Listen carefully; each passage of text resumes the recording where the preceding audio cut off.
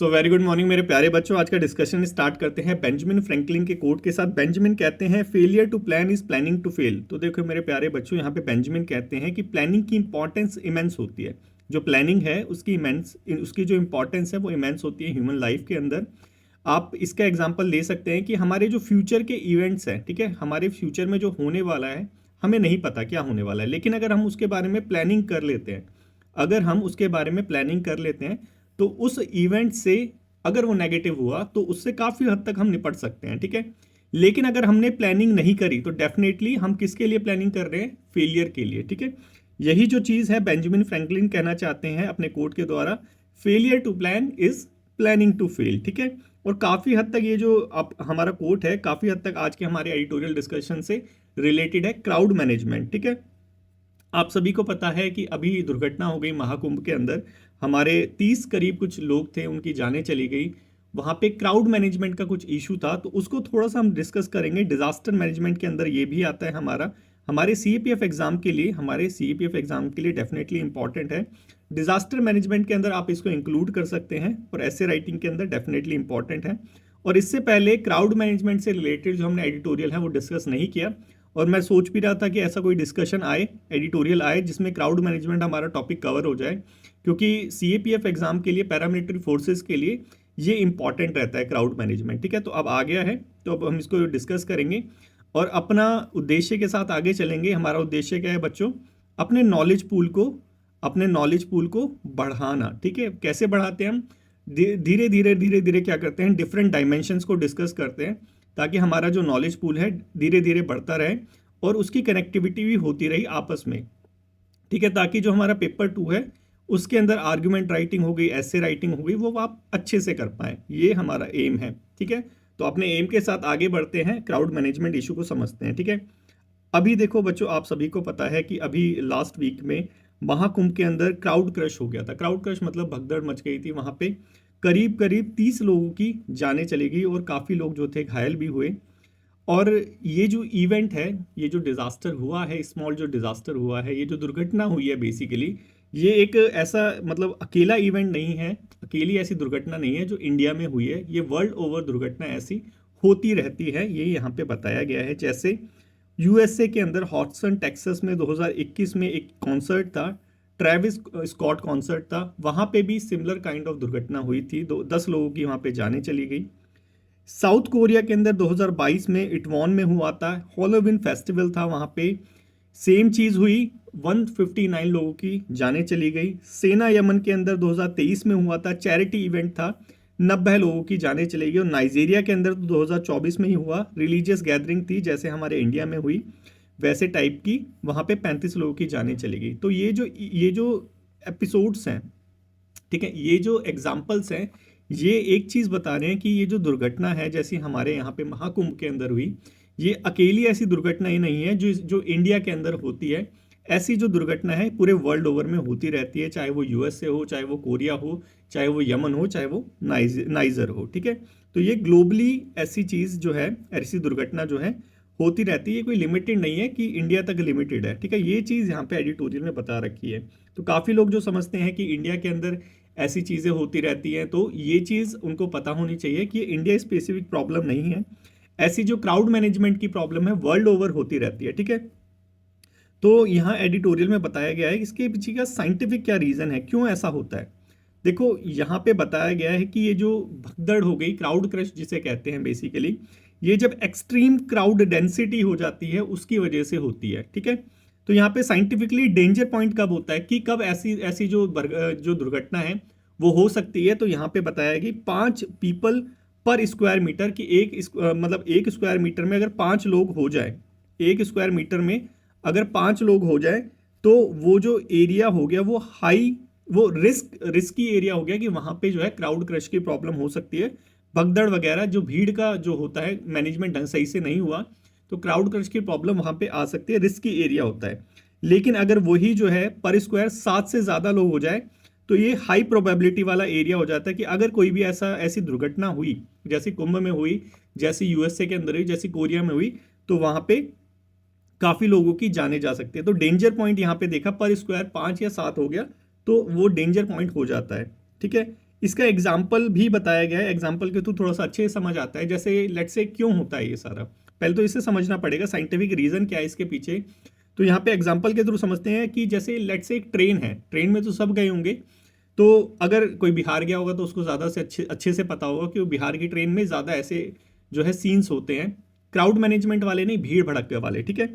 जैसे ट्रेन होती है एकदम पैक्ड ट्रेन होती है, कंपार्टमेंट नहीं ठसाठस भरे रहते हैं, लेट से उसमें बीच में जो कोई है वहां से थोड़ा सा पुश आए और उसकी वजह से जो है वो गिर जाए किसी और के ऊपर, ठीक है, वो किसी और के ऊपर गिरेगा, वो किसी और के ऊपर गिरेगा, ऐसे गिरते गिरते गिरते डोमिनो इफेक्ट क्रिएट होगा और वहां पे क्या होगा, ये जो क्राउड क्रश है same similar kind of problem आ जाएगी।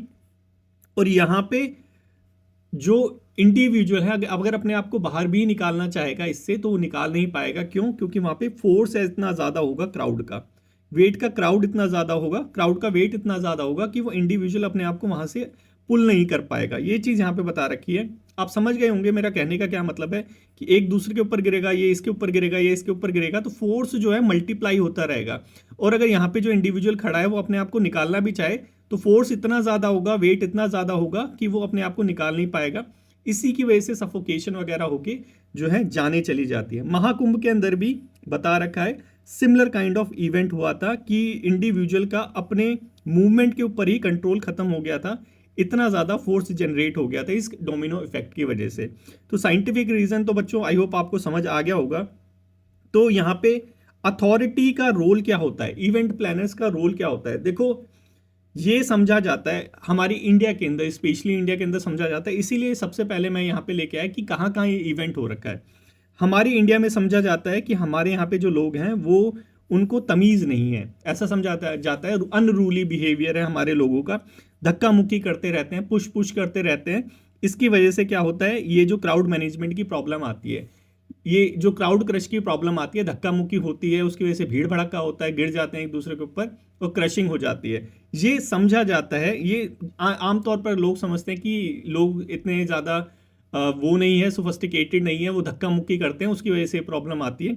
तो यहाँ एडिटोरियल में बताया कि रियलिटी ये नहीं है, रियलिटी ये नहीं है, रियलिटी ये होती है तो यूएसए में प्रॉब्लम नहीं होती, कोरिया में प्रॉब्लम नहीं होती, नाइजीरिया में नहीं होती, यमन में नहीं होती, ये तो सारे वर्ल्ड में प्रॉब्लम है। तो प्रॉब्लम ये अनरूली बिहेवियर नहीं है, ठीक है। जिस चीज को ब्लेम करते हैं यहाँ एडिटोरियल में बताया गया, ये अनरूली बिहेवियर जो है इसका रीजन नहीं है। रीजन क्या है? पुअर प्लानिंग, ठीक है। याद करो बेंजामिन ने क्या बोला था कि plan to fail is planning to fail, ठीक है। तो यहाँ पे सबसे पहला रीजन बता रखा है क्या, कि प्लानिंग नहीं है सही से, इसलिए ये इवेंट, ये ऐसी दुर्घटनाएं होती है।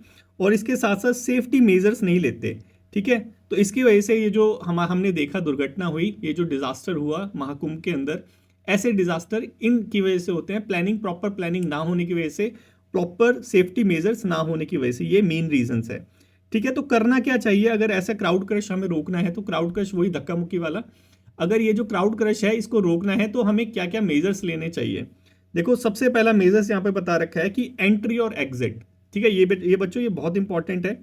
अगर आ जाता है तो क्राउड मैनेजमेंट में ये स्टेप जरूर लिखना कि ये स्टेप्स लेके हम ये जो प्रॉब्लम्स है इसको रोक सकते हैं क्राउड क्रश की, ठीक है। देखो सबसे पहले हमें एंट्री और एग्जिट बढ़ा देने चाहिए, ठीक है। हमारे यहाँ पे बेसिकली होता क्या है, लिमिटेड एंट्री होती है, लिमिटेड एग्जिट होती है, ठीक है। यहाँ पे एक गेट बना देते हैं, यहाँ पे एक गेट बना देते हैं, इससे एंट्री कर रहे हैं, इससे एग्जिट कर रहे हैं, ठीक है। तो यहाँ पे ये जो एंट्री और एग्जिट है इसको बढ़ा देने चाहिए, किसके अकॉर्डिंग? जितना क्राउड होता है, जितना क्राउड होता है क्राउड के अकॉर्डिंग हमें एंट्री और एग्जिट बढ़ाने चाहिए, ठीक है। क्यों? क्योंकि देखो यहाँ पे एग्जाम्पल भी दे रखा है, ये हज में जो होता है मक्का मदीना वाला, वहां पे आप सभी को पता है कि लाखों लोग आते हैं, करोड़ों लोग आते हैं बेसिकली वहां पे। तो लेकिन वहां पे ऐसे इवेंट नहीं देखने को मिले, क्यों? रीजन है वहां पे मल्टीपल एंट्री है, मल्टीपल एग्जिट है। तो वो चीज अगर हमारा कोई इवेंट होता है वहां पे करना चाहिए, ताकि जो क्राउड है वो अच्छे से बाहर निकल सके और अच्छे से अंदर आ सके, ठीक है। अगर कुछ इवेंट हो जाता है, अगर कोई दुर्घटना हो जाती है तो, ठीक है। इसके अलावा एक मेजर और है कि स्टैगर्ड अराइवल ऑफ टाइम, मतलब क्या कि टाइम इंटरवल में डिवाइड कर दो, ठीक है। कि लेट से लोगों को पास दे दो, लोगों को पास दे दो कि ये जो आपका जो टाइम है वो 1 से 2 है, 2 से 3 है, ऐसे करके टाइम इंटरवल में, या फिर पूरे दिन को 3 पार्ट में डिवाइड कर सकते हैं कि लेट से इतने लोग यहाँ पे, लेट से कि अगर 20 एग्जाम्पल के लिए 20,000 लोग इस टाइम में आएंगे, 20,000 लोग इस टाइम में आएंगे, 20,000 लोग इस टाइम में आएंगे, तो पूरे दिन में 60,000 लोग जो है अच्छे से वहाँ पे दर्शन वगैरह कर लेंगे, या फिर जो भी कोई इवेंट्स होता है, अगर महाकुंभ नहीं है, क्योंकि ये तो जनरल चीज़ है, अगर महाकुंभ नहीं है तो कोई भी जो इवेंट होता है वहाँ पे ऐसे कर सकते हैं, ठीक है। तो ये यहाँ पे बता रखा है, ये भी बता अराइवल फेज की, वहाँ पे जो है फेज वाइज अराइवल कर दो अटेंडेंस जो होते हैं, और ऐसा कर भी रखा है, ये भी क्राउड मैनेजमेंट का एक पार्ट है। ये जो है फेज वाइज जो है अराइवल कर दो, फेज वाइज उनको एंट्री दो, कि 20-20 हज़ार के 3 ग्रुप बना दो, तो 60,000 लोग जो है एक दिन में वो कर लेंगे, और बाकी लोगों को फिर अगले दिन, ठीक है। जितनी व्यवस्था हो उसके हिसाब से, क्योंकि हमें दुर्घटना को रोकना है, हमें क्राउड को मैनेज करना है, ठीक है। ऐसा नहीं है कि जितने भी लोग हैं उनको आने दो। तीसरी चीज बता रखी है क्या, कि जो पाथ होना चाहिए, जो रास्ता होना चाहिए, वो ऑब्स्टेकल वाला नहीं होना चाहिए। लेट्स से अगर हमने यहाँ से एंट्री करी तो यहाँ पे बैरिगेटिंग वगैरह नहीं होनी चाहिए, कि अगर ऐसा कोई क्राउड क्रश वाली चीज हो गई तो इस बैरिगेटिंग की वजह से भी लाखों लोगों की जाने जा सकती है। लाखों लोगों मतलब मतलब हंड्रेड्स ऑफ पीपल की यहाँ पे जाने जा सकती है। तो इस ये जो यहाँ पे बैरियर लगा रखा है, एंट्री और एग्जिट के बाद ये बैरियर नहीं होना चाहिए, ठीक है, क्योंकि सेफ्टी भी जरूरी है और ये क्राउड मैनेजमेंट को भी मैनेज करना है। तो ये चीज़ यहाँ पे बता रखी है कि जो पाथ होना चाहिए वो क्लियर होना चाहिए। साउथ कोरिया में ऐसा नहीं था, इसी की वजह से 159 लोगों की जाने चली गई। अगर वहाँ पे ब्रॉड जो है, चौड़ा जो है रोड होता, और ये जो ऑब्स्टेकल जो होते हैं ये नहीं होते, तो उसकी वजह से क्या होता कि वहाँ पे काफ़ी लोगों की जानें बच सकती थी। तो यहाँ पे एक जो है ये सजेशन दे रखा है। और महाकुंभ के अंदर भी सेम ऐसे ही बैरिकेडिंग की वजह से हुआ था, न्यूज़पेपर के अंदर आया था। तो ये सॉल्यूशन एकदम सही है, ठीक है। और चौथा, क्राउड सेग्रीगेशन। क्राउड सेग्रीगेशन देखो यहाँ पे बता रखा है कि लेट से कोई एरिया है, ठीक है, कोई बड़ा एरिया है, उसके अंदर क्राउड को सेग्रीगेट कर देना चाहिए, कि एक पर्टिकुलर एरिया के अंदर सिर्फ इतना ही क्राउड आएगा। जैसे यहाँ पे एग्जांपल दे रखा है न्यू ईयर ईव पे जो टाइम स्क्वायर है, क्योंकि वहाँ पे बहुत ज़्यादा भीड़ होती है, तो एक पर्टिकुलर सेक्शन के अंदर सिर्फ 100 लोग आते हैं, ठीक है, उन 100 लोगों को करते हैं, और अगर 100 से ज़्यादा हो जाते हैं तो उनको थोड़ा इधर उधर कर देते हैं, ठीक है। तो वैसे ही हमें भी मैनेज करना चाहिए, क्राउड सेग्रीगेशन करना चाहिए, कि पर्टिकुलर एरिया डिवाइड कर देना चाहिए, कि इस पर्टिकुलर एरिया के अंदर इतने ही लोग एंटर हो, इससे ज़्यादा लोग एंटर ना हो। थोड़ा सा हमें व्यवस्था करनी होगी ताकि ऐसी जो दुर्घटनाएं हैं उसको हम रोक सके। तो ये जो तीनों सॉल्यूशन दे रखे हैं, चारों जो सॉल्यूशन दे रखे हैं, बहुत ही ज़्यादा इफेक्टिव सॉल्यूशन है अप्लाई करने के लिए। मतलब एप्लीकेबल ये सॉल्यूशंस है चारों, ठीक है।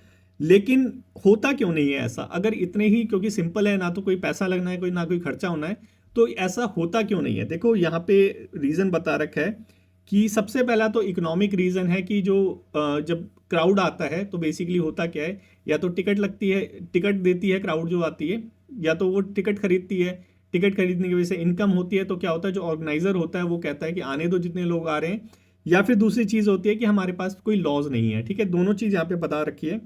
तो बिगेस्ट रीज़न यहाँ पे बताया, सबसे बिगेस्ट रीज़न है क्या, पैसा, ठीक है। क्योंकि ज़्यादा लोग आते हैं, ज़्यादा लोग अटेंड करेंगे तो हाई प्रॉफिट होगा। तो इसकी वजह से क्या होता है कि ये जो सेग्रीगेशन वाला हो गया, क्राउड सेग्रीगेशन वाला हो गया, या स्टैगर्ड अराइवल वाला टाइम हो गया, कि फेज वाइज जो है एंट्री दो लोगों को, ये चीज़ हम अप्लाई नहीं करते। किसकी वजह से, लालच की वजह से, पैसे की वजह से, ठीक है। एग्जाम्पल बता रखा है, कॉन्सर्ट या फेस्टिवल वगैरह होता है तो ऑर्गेनाइजर जो होता है वो ज़्यादा टिकट सेल कर देता है जितना जो उस पर्टिकुलर हॉल की कैपेसिटी होती है। यूएसए में जो कॉन्सर्ट हुआ था, यूएसए में जो दुर्घटना हुई थी, उसका रीज़न यही था, ठीक है, कि जितने लोगों की कैपेसिटी थी उससे ज़्यादा लोग आ गए थे। और हुआ क्यों ऐसा, क्योंकि उसने ज़्यादा टिकट को सेल कर दिया था पैसे के लिए, सिंपली, ठीक है। जब रिलीजियस गैदरिंग होती है तो वहाँ पे क्या होता है कि एंट्री पे लिमिट ही नहीं लगाते, ठीक है, एंट्री पे लिमिट नहीं लगाते, क्राउड मैनेज नहीं हो पाता, और कुछ इवेंट, कुछ ऐसा अनहोनी हो जाती है। तो हमें ये जो डिज़ास्टर हमने देखा, ऐसा कुछ डिज़ास्टर देखने को मिलता है। ये चीज़ यहाँ पे बता रखी है। और ये भी बताया मेरे प्यारे बच्चों कि करेंटली जो है बहुत सारी ऐसी कंट्रीज़ हैं जहाँ पे कोई लॉ ही नहीं है ऐसा क्राउड सेफ्टी के लिए, जहाँ पे कोई लॉज ही नहीं है क्राउड सेफ्टी के लिए। तो इसलिए ये जो दोनों चीज़ें हैं, पैसा हो गया और लॉ नहीं है, इन दोनों चीज़ों की वजह से हमें रिपीटेडली क्या होता है कि ऐसी जो प्रॉब्लम है, ऐसे जो स्मॉल स्मॉल डिजास्टर्स हैं क्राउड मैनेजमेंट से रिलेटेड, ये देखने को मिलते हैं। देखो यहाँ पे अगर प्रॉपर प्लानिंग करें, जैसे हमारे बेंजामिन ने बोला था, यहाँ पे अगर हम प्रॉपर प्लानिंग करें तो क्या इसको हम रोक नहीं सकते क्या, ऐसे इवेंट्स को, ठीक है, ऐसी अनहोनियों को रोक नहीं सकते, डेफिनेटली रोक सकते हैं। लेकिन आड़े क्या आता है, आड़े आता है लॉज ही नहीं है, ठीक है, लॉ नहीं है, और लालच, मनी, ठीक है, दोनों की वजह से क्या होता है, हम इसको प्रॉपरली मैनेज नहीं करते। तो इसी के हिसाब से जो है हमारे एडिटोरियल में सॉल्यूशन बता रखा है गवर्नमेंट को करना क्या चाहिए। गवर्नमेंट को बेसिकली एक लॉ लेके आना चाहिए कि जो क्राउड मैनेजमेंट है वो मैंडेटरी होना चाहिए, ठीक है। कोई भी, चाहे वो रिलीजियस गैदरिंग हो, चाहे वो कॉन्सर्ट वाली चीज़ हो, चाहे वो कोई इवेंट हो, ठीक है, वहाँ पे जो क्राउड मैनेजमेंट है, क्राउड कंट्रोल जो मेजर्स है, वो मैंडेटरी होने चाहिए, उसको अप्लाई करना ही करना है, ठीक है। अगर कोई ऑर्गेनाइजर जो फेल हो जाता है इसको करने से, तो उस पर पेनल्टी लगानी चाहिए। और साइंटिफिकली जितने लोग अलाउड होने चाहिए किसी पर्टिकुलर एरिया के अंदर, उतने ही लोगों को एंट्री देनी चाहिए। इसके लिए वो फेज अराइवल वाला टाइम हो गया, या फिर टाइम उसमें एरिया वाइज लोगों को बांटना, वो सारी चीज़ें हम अप्लाई कर सकते हैं। देखो, अगर ऐसे सोचने में आता है कि भाई हम रिलीजियसली जा रहे हैं वहाँ पे महाकुंभ में, कैसे आप हमें रोक सकते हो, देखो यहाँ पे अगर आपके लिए अगर जो है ग्रेटेस्ट ग्रेटेस्ट बेनिफिट देखें, तो ग्रेटेस्ट बेनिफिट क्या है, आपको मैनेज करना, क्राउड को मैनेज करना, क्योंकि इससे आपकी जानें बच सकती हैं। क्योंकि फ्यूचर में जो इवेंट होगा वो हमने देखा तो नहीं है, लेकिन अगर हम प्लानिंग करें उसके लिए, क्राउड मैनेजमेंट करें, तो उस इवेंट को, उस दुर्घटना को, उस अनहोनी को रोका जा सकता है, ठीक है। तो यही सारी चीज़ यहाँ पे बता रखी है कि ये सारे जो है लो कॉस्ट सेफ्टी मेजर्स हैं, कोई पैसा वैसा लगना नहीं है, लेकिन इससे जो है हम जानें बचा सकते हैं। तो यही चीज़ बच्चों यहाँ पे बोली है कि ये चीज़ गवर्नमेंट को अप्लाई करने की ज़रूरत है। अब सारी चीज़ डिपेंड किस पे करती है, हमारे गवर्नमेंट की विलिंग पे, कि गवर्नमेंट कितना चाहती है अपने लोगों को बचाना। अगर देखो गवर्नमेंट ये सारी चीज़ अप्लाई करेगी, तो ऐसे जो इवेंट है फ्यूचर में देखने को नहीं मिलेंगे। और हमने ऐसा कुछ डिस्कस भी करा था कि अगर पास्ट से हमने लर्निंग नहीं करी, तो हम दोबारा उसी पास्ट को रिपीट करते हैं। तो यही चीज़ यहाँ पे भी अप्लाई होती है कि अगर हमने इस इवेंट से, इस डिज़ास्टर से नहीं सीखा, हमारी गवर्नमेंट ने प्रॉपरली क्राउड मैनेजमेंट नहीं करा, तो ऐसे जो डिज़ास्टर हैं वो दोबारा भी रिपीट होंगे। और ये मैनेजेबल डिज़ास्टर है, ऐसा नहीं है कि इस पे हम कंट्रोल नहीं कर सकते। जैसे और आपदाएं आती हैं, जैसे भूकंप आ गया, जैसे सुनामी आ गया, इस पे तो हमारा कंट्रोल नहीं है, लेकिन इसको तो हम कंट्रोल कर सकते हैं प्रॉपर प्लानिंग से। तो वही चीज़ हमें करनी चाहिए, यही सारी चीज़ एडिटोरियल में बताइए। तो आई होप बच्चों आपको अच्छे से समझ आ गया होगा क्राउड मैनेजमेंट का रोल क्या होता है, कैसे कर सकते हैं, क्या क्या चीज़ें होती हैं इसके अंदर। सो बच्चों, आपके लिए आज प्रैक्टिस क्वेश्चन है, क्राउड्स मैनेजमेंट से रिलेटेड ही है, तो इसको थोड़ा सा अटेम्प्ट करने की कोशिश करना। अटेम्प्ट करोगे तो क्या होगा, तुम्हारे लिखने की प्रैक्टिस अच्छी होगी। और अब काफ़ी बच्चे अटेम्प्ट कर रहे हैं, पेपर को बहुत कम दिन रह गए हैं, तो प्रैक्टिस करना चालू कर दो। कई बच्चे सोचते हैं कि पहले फॉर्म निकलने दो उसके बाद देखेंगे, तो वो यूपीएससी का एग्ज़ाम नहीं है मेरे प्यारे बच्चों।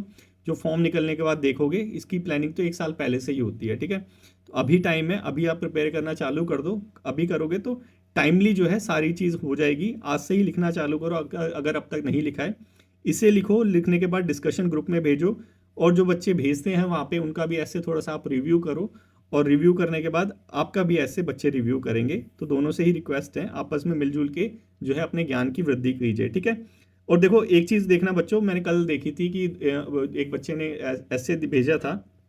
देखो ये जो ऐसे है बच्चों, आपका सिलेक्शन करवाएगा, इस चीज़ को समझो, ठीक है। तो इसको इतना रफली मत लिखो, इतना बेकार मतलब ढंग से प्रेजेंट मत करो कि देख पढ़ने वाले का पढ़ने का मन ही ना करे। देखो लाइन दे रखी होती है ना, किस लिए लाइन दे रखी होती है, देखो ऐसे करके ये जो लाइन होती है इसके अंदर एकदम सिस्टमेटिकली लिखा करो, ठीक है। यहाँ से चालू कर रहे हो, यहाँ पे ख़त्म कर रहे हो, ये वाले ऐसे जा रहा है, ये ऐसे ऐसे ऐसे ऐसे जा रहा है, इसको एक एक एक तरतीब वाइज रखो, ठीक है। एक फॉर्मेशन में रखो, ताकि वो देखने में भी अच्छा अच्छा लगना चाहिए। पढ़ने में तो अच्छा लगेगा ही लगेगा, पहले देखने में तो अच्छा लगे तभी तो पढ़ने का मन करेगा। तो एक सिस्टमेटिकली उसको लिखा करो, जो लाइन है उसको अरेंज करने की कोशिश करा करो कि इसी के बीच में लिखा करो। सारी चीज़ें ऐसे ऐसे ऐसे ना लिख के ऐसे सिंपल लिखा करो, ठीक है। उसके बाद जो बुलेट पॉइंट यूज़ करते हो, ड्राइंग वगैरह बना देते हो बीच बीच में, ऐसे राइटिंग में वो हरकतें मत करा करो। वो यूपीएससी के अंदर जो सीएससी का एग्जाम होता है उसमें आंसर राइटिंग जो होती है उसके लिए होती है, वो डायग्राम वगैरह आपके ऐसे राइटिंग के लिए नहीं होती। तो ऐसे राइटिंग में उसे मत यूज़ करा करो, ठीक है। बुलेट पॉइंट वगैरह जो ये ऐसे करके बना देते हो, ये चीज़ जो है आर्ग्यूमेंट राइटिंग में चल जाएगी, लेकिन ऐसे राइटिंग में इसको मत करा करो, ठीक है। ऐसे राइटिंग में पैराग्राफ वाइज लिखते हैं हम, ठीक है। तो ये चीज़ का थोड़ा सा ध्यान रखना, और लिखो बच्चों, डिस्कशन ग्रुप में भेजो, बच्चे आपका रिव्यू करेंगे, आप बच्चों का रिव्यू करो, ठीक है। और जिसको नहीं पता कि कैसे डिस्कशन ग्रुप तक पहुंचना है, तो देखो यहाँ पे ये लर्निंग सीएपीएफ का लोगो दे रखा है, इस पर क्लिक करो। क्लिक करने के बाद आपका टेलीग्राम खुलेगा, टेलीग्राम में ये जो पीडीएफ है इसको भी डाउनलोड कर सकते हो, और वहाँ से अपनी जो आपकी ये जो है रिटर्न वाला जो ऐसे है उसको भी भेज सकते हो। थोड़ा सा ऑप्शन में जाके देख लेना, वहाँ पे डिस्कशन का एक वो होगा, उस पर क्लिक करते ही डिस्कशन ग्रुप में आप मूव हो जाओगे, ठीक है। चलो अब नेक्स्ट अपने चलते हैं एक्सियोम 4। देखो न्यूज़पेपर में एज सच एक्सियोम 4 के बारे में नहीं दे रखा था, और इसके बारे में आपको पता होना चाहिए। क्यों? क्योंकि हमारे जो एस्ट्रोनॉट हैं, ग्रुप कैप्टन शुभांशु शुक्ला जी, ठीक है, ग्रुप कैप्टन शुभांशु शुक्ला जी, इनका नाम याद कर लेना। क्यों याद कर लेना? क्योंकि ये पहले इंडियन बनने वाले हैं जो हमारा इंटरनेशनल स्पेस स्टेशन है वहाँ पे जाएंगे, पहले इंडियन बनने वाले हैं शुभांशु शुक्ला जी। तो हमारे शुक्ला जी जो हैं वो अब कहाँ जाएंगे? आईएसएस जाएंगे, इंटरनेशनल स्पेस सेंटर जो है वहाँ पे जाएंगे। किस में बैठ के जाएंगे? कौन सा मिशन है बेसिकली ये मिशन है हमारा एक्सियोम 4 मिशन, ठीक है। एक्सियोम 4 मिशन में ये पायलट होंगे, यही जो है गाड़ी चला के जाएंगे, जो प्लेन चला के जाएंगे हमारा रॉकेट वगैरह। तो इसको थोड़ा सा याद रखना, ठीक है। ये जो शुभांशु जी है, हमारे शुक्ला जी जो है, ये हमारे गगनयान मिशन के लिए भी सेलेक्ट हुए हुए हैं। तो इस चीज़ को हम देखेंगे। एक्सियोम 4 मिशन लॉन्च कहाँ से होगा? फ्लोरिडा से, ठीक है। तो एक्सियोम 4 के बारे में थोड़ा सा देख लेते हैं क्योंकि इंपॉर्टेंट है। हमारे शुक्ला जी जाएंगे यहाँ पे इंटरनेशनल स्पेस सेंटर में, तो क्या मिशन है क्या नहीं है थोड़ा सा देख लेते हैं, ठीक है। देखो ये जो मिशन है हमारा एक्सियोम 4 मिशन, ये प्राइवेट स्पेस फ्लाइट है, ठीक है। प्राइवेट स्पेस फ्लाइट है, एक्सियोम स्पेस इसको वो कर रहा है रन। इसका मोटिव क्या है? क्रू को इंटरनेशनल स्पेस सेंटर में भेजना 14 दिनों के लिए। और ये जो मिशन है ये चौथा मिशन है, क्योंकि एक्सियोम 4 लिखा है तो डेफिनेटली चौथा ही होगा। ये मिशन एक्सियोम 4 लॉन्च कहाँ से होगा? ये होगा कैनेडी स्पेस सेंटर से, फ्लोरिडा में है, ठीक है। कैनेडी स्पेस सेंटर से लॉन्च होगा फ्लोरिडा में। फ्लोरिडा कहाँ है? यूएसए के अंदर, ठीक है। कौन से स्पेस क्राफ्ट से जाएंगे? स्पेस एक्स क्रू ड्रैगन से जाएंगे, ठीक है। इसका नाम याद रखना, ये इलॉन मस्क की कंपनी है, इलॉन मस्क सर की कंपनी है, ठीक है। बहुत ज़बरदस्त आदमी है। क्रू ड्रैगन से जाएंगे, ठीक है। मिशन ऑर्गेनाइज कौन करेगा? कोलैबोरेशन से नासा के साथ, ठीक है। ये अपनी एक्सियोम होगी और अपना नासा हो गया, दोनों कोलैबोरेटली इस मिशन को ऑर्गेनाइज करेंगे। स्पेस एक्स अपना क्रू देगा और हमारे जो शुक्ला जी हैं वो इस पे बैठ के जाएंगे कहाँ पे? International space centre. बस इतनी सी इंफॉर्मेशन याद रखनी है। क्वेश्चन नंबर 1 मेरे प्यारे बच्चों, इसको कमेंट बॉक्स में कमेंट करो, क्या इसका आंसर है, आपको पता है या नहीं पता है। ये देखो, ये जो कमेंट होती है बेसिकली आपकी रिस्पॉन्सिबिलिटी है, ये आपकी अकाउंटेबिलिटी है कि आप जो है डेली डिस्पैच को रिवाइज कर रहे हैं या नहीं कर रहे, इसको पढ़ रहे हैं या नहीं पढ़ रहे, क्योंकि आपका फ्यूचर इस पे डिपेंड है। समझ गए आप? कि सारी चीज़ करंट इवेंट में जो आपको पता होना चाहिए सारी चीज़ इसमें है सीएपीएफ के अकॉर्डिंगली, ठीक है। नेक्स्ट चलते हैं एडहॉक जजेस, इसलिए मैं बोलता हूँ कमेंट करो। एडहॉक जजेस, एडहॉक जजेस क्या होते हैं? देखो, किसी स्पेशल पर्पस के लिए जजेस रिक्रूट करते हैं उनको एडहॉक जजेस कहते हैं। रिक्रूट कब करते हैं? रिक्रूट करते हैं जब जजेस की कमी हो जाती है, ठीक है। तो यहाँ पे हम डिस्कस क्यों कर रहे हैं इस इवेंट को? देखो, अभी सुप्रीम कोर्ट में जो हमारे चीफ जस्टिस जी हैं, हमारे खन्ना जी जो हैं, संजीव खन्ना जी, हमारे चीफ जस्टिस ऑफ इंडिया, उन्होंने बेसिकली जो एडहॉक जजेस के अपॉइंटमेंट के लिए जो क्राइटेरियाज होते हैं उसको थोड़ा सा रिलैक्स करा है, ठीक है। आप सभी को पता है हमारे यहाँ पे वैसे पेंडेंसी ऑफ कोर्ट केसेस चल रहे हैं। सुप्रीम जो हमारे हाई कोर्ट है, अभी रिपोर्ट आई थी 370 कुछ जजेस हैं जहाँ पे कमी है उनकी, उनको रिक्रूट करना है। तो जब इनकी कमी हो रखी है तो इनको रिक्रूट करने के लिए एडहॉक जजेस तो एटलीस्ट कर देने चाहिए, ठीक है। देखेंगे क्या होता है एडहॉक जजेस कैसे रिक्रूट करते हैं, कौन करता है कौन नहीं करता। जो न्यूज़पेपर में नहीं आया था हम बेसिकली वही कवर करते हैं, न्यूज़पेपर में तो आप वैसे ही पढ़ लोगे, ठीक है। तो यहाँ पे बता रखा है क्या, 2021 में भी एक जजमेंट आई थी, ये न्यूज़ में था कि उसके अंदर बता रखा था कि जब ये जुडिशियल वैकेंसी एक्सीड हो जाए 20%, मतलब जो सैंक्शन स्टेट है, सैंक्शन जो स्ट्रेंथ है उससे 20% एक्सीड हो जाए, तभी जब आप है एडहॉक जजेस को रिक्रूट कर सकते हैं। लेकिन इस क्राइटेरिया को हमारे जो सुप्रीम कोर्ट ऑफ इंडिया है, स्पेशली हमारे जो खन्ना जी हैं, उन्होंने रिलैक्स कर दिया है। तो क्या करा है वो थोड़ा सा देखते हैं। देखो एक चीज़ यहाँ पे बताइए क्या, कि ये जो एडहॉक जजेस हैं, पहले ये जो है क्रिमिनल अपील में ये इनका हिस्सा थोड़ा सा कम रहता था। अब बता रखा है क्या, कि अब ये अकम्पनी कर सकते हैं जो हाई कोर्ट के जजेस हैं, सिटिंग हाई कोर्ट के जो जजेस हैं, एडहॉक जजेस नहीं, सिटिंग जजेस जो हैं, उनके साथ ही जो है क्रिमिनल अपील्स को भी सुन सकते हैं, ठीक है। एक चीज़ ये यहाँ पे बताइए न्यूज़पेपर के अंदर।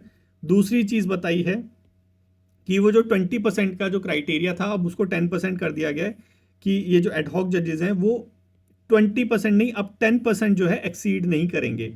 मतलब क्या, कि जितनी स्ट्रेंथ है, जुडिशियल स्ट्रेंथ है, उसका 10%, ठीक है, सिर्फ उतने ही जो है एडहॉक जजेस जो है रिक्रूट कर सकते हैं। मतलब क्या, कि 2 से 5, एटलीस्ट 2 से 5 जो है रिक्रूट कर सकते हैं, ठीक है। इस क्राइटेरिया को थोड़ा सा याद रखना। उसके बाद न्यूज़पेपर में ही बताया कि कंडीशन क्या है अपॉइंटमेंट की। देखो कंडीशन ये है, यहाँ पे बता रखा है कि किसी पर्टिकुलर कैटेगरी के केसेस जो हैं उनकी पेंडेंसी 5 साल से ऊपर हो जाए। मतलब क्या, कि जो केसेस हैं किसी पर्टिकुलर कोई भी केसेस हैं बेसिकली किसी पर्टिकुलर कैटेगरी के, उनकी जो पेंडेंसी है उन केसेस की 5 साल से ऊपर हो जाए पेंडेंसी, मतलब 5 साल से पुराने केसेस हों, तो यहाँ पे एडहॉक जजेस को रिक्रूट कर सकते हैं उनको सॉल्व करने के लिए। या फिर टोटल जो केस पेंडिंग है उसमें 10% जो केस हैं वो 5 साल से पुराने हो, ठीक है, उनको 5 साल हो चुके हो तो भी हम जो है एडहॉक जजेस को रिक्रूट कर सकते हैं।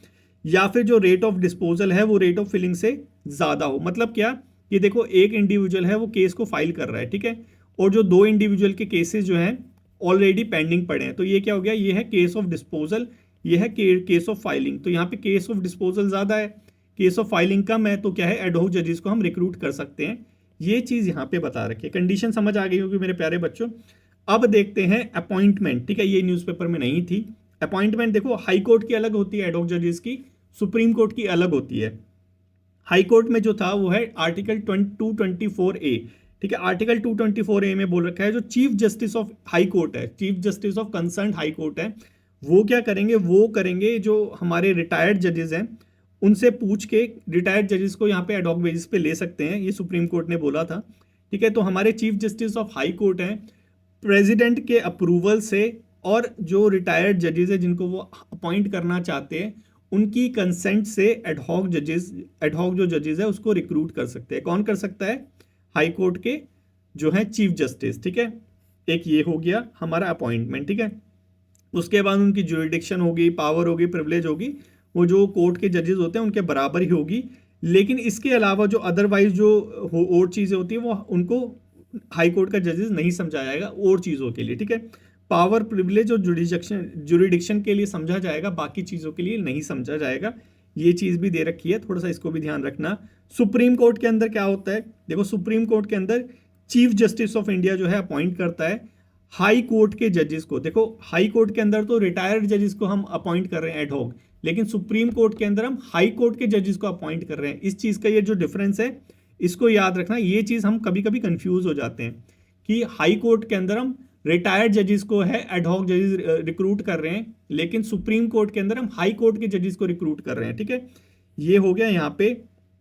उसके लिए कंसल्टेशन होना चाहिए किससे, जो हाई कोर्ट हैं जहाँ से हम जजेस को रिक्रूट कर रहे हैं वहाँ के चीफ जस्टिस से हाई कोर्ट के कंसल्ट करना चाहिए और कंसेंट लेनी चाहिए प्रेसिडेंट से। सिमिलर वैसा ही है जैसा उसमें था। तो ये था क्या, एडहॉक जजेस का। ये है मेरे प्यारे बच्चों क्वेश्चन नंबर 2। इसको कमेंट बॉक्स में कमेंट करो, आपको समझ आ गया होगा, एक बार दोबारा से रिवाइज कर लेना।